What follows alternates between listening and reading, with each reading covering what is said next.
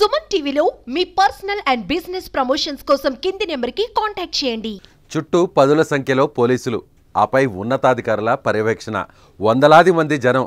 అయితే అవేమీ లెక్క చేయకుండా మద్యం కోసం ఎగబడ్డారు మందుబాబులు. ఉన్నట్టుండి ఒక్కసారిగా మందు కోసం దూసుకొచ్చిన మద్యం ప్రియులు చేతికి అందిన కాడికి తీసుకొని అక్కడి నుంచి జారుకున్నారు. అయితే ఏం జరుగుతుందో తెలుసుకునే లోపే సగానికి పైగా మద్యం బాటిల్ను స్వాహా చేసేశారు. ఈ సంఘటన ఏపీలోని గుంటూరు జిల్లాలో చోటు చేసుకుంది.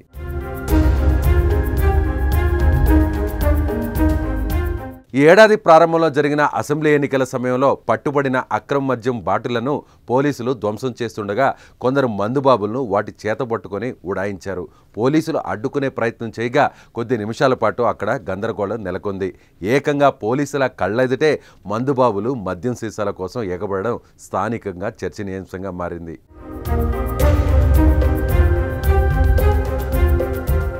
సార్వత్రిక ఎన్నికల సమయంలో గుంటూరు జిల్లా వ్యాప్తంగా 50 లక్షల విలువ చేసే మద్యం సీసాలను పోలీసులు సీజ్ చేశారు.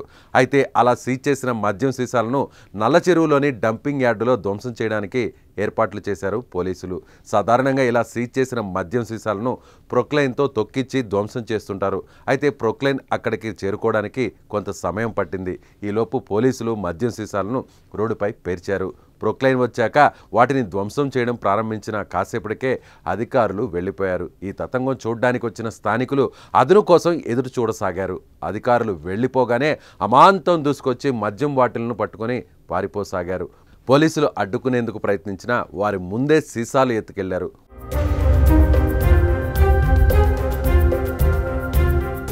వాళ్ళను పట్టుకున్న పోలీసులు ప్రశ్నించగా వృధాగా మద్యాన్ని నేలపాలు చేస్తుంటే చూస్తూ ఊరుకోలేకపోయాం సార్, క్షమించండి సార్ అంటూ కహానీలు చెప్పసాగారు.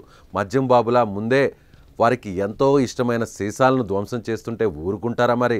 అందుకే ఇలా చేశారంటూ కొందరు కామెంట్స్ చేస్తున్నారు. సో మీ అభిప్రాయాన్ని కామెంట్ రూపంలో మీరు కూడా తెలియజేయండి.